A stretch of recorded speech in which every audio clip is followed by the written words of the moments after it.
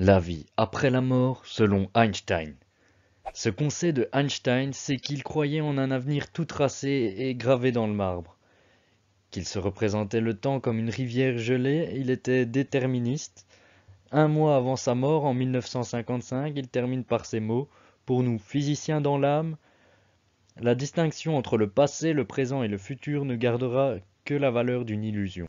Et il croyait aussi en un au-delà, qu'il appelait l'ailleurs, où seule demeurait l'information pour remplacer la matière, un espace en dehors du temps où le temps ne pouvait plus exister. On va voir ensemble les théories d'Einstein sur l'au-delà. Comme beaucoup de scientifiques avant lui, Einstein a essayé de se représenter l'univers dans lequel il se trouvait. Il l'a alors fait brillamment, mais à la manière d'un mathématicien.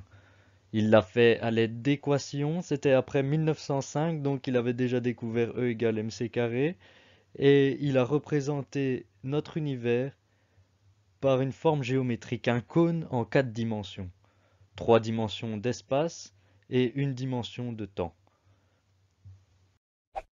Et il a nommé ce cône le cône de lumière, car pour lui, l'enveloppe du cône est à 100% composée de lumière, de rayons lumineux, donc de photons, qui par leur absence de masse avancent beaucoup plus vite que tout le reste dans l'univers. Donc on est coincé dans cette géométrie, dans ce cône, et tous les phénomènes qui s'y déroulent se déroulent moins rapidement que la vitesse de la lumière, qui est la vitesse maximum à laquelle on peut aller. Sa théorie du cône de lumière tient la route, d'ailleurs, elle avait déjà été énoncée par beaucoup de scientifiques avant lui, dont Minkowski, et il décide d'aller encore plus loin, et de se demander qu'est-ce qu'il y a en dehors du cône, dans cet espace de non-temps, qu'on va appeler et qu'on appelle encore aujourd'hui le temps imaginaire. Le temps est intrinsèquement lié à la matière. Même notre perception du temps l'est. Une pendule actionne l'énergie de gravitation pour faire tourner ses aiguilles. Un sablier va utiliser aussi cette énergie pour qu'on calcule le temps. Le temps est relatif et nous le percevons en plus à travers des conventions erronées.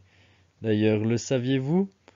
Les horloges des GPS doivent être compensées en permanence, sans quoi les effets de la relativité décaleraient notre position de 10 mètres par minute. C'est dû au fait que les satellites sont plus éloignés que nous de la Terre, et qu'ils évoluent donc dans un espace-temps moins déformé par celle-ci que le nôtre.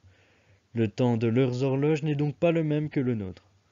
Pour résumer, pour Einstein, il y a dans notre univers et dans le monde des vivants la matière qui est entrelacée, intriquée au temps réel.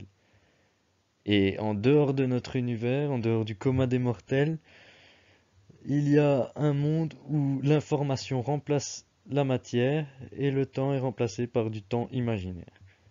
Kant, Proust, Minkowski, ils sont nombreux les philosophes ou scientifiques à s'être posé la question. Mais qu'y a-t-il dans l'au-delà? Ou qu'est-ce que le temps? Et est-ce que le temps existe? Eh bien, ces trois questions pour Einstein, c'était la même et unique question, car il était convaincu que les réponses se trouvaient dans le temps et l'espace. Et ce qu'il a appris détermine encore ce que nous savons de notre univers aujourd'hui. Alors je vous laisse méditer là-dessus et à bientôt.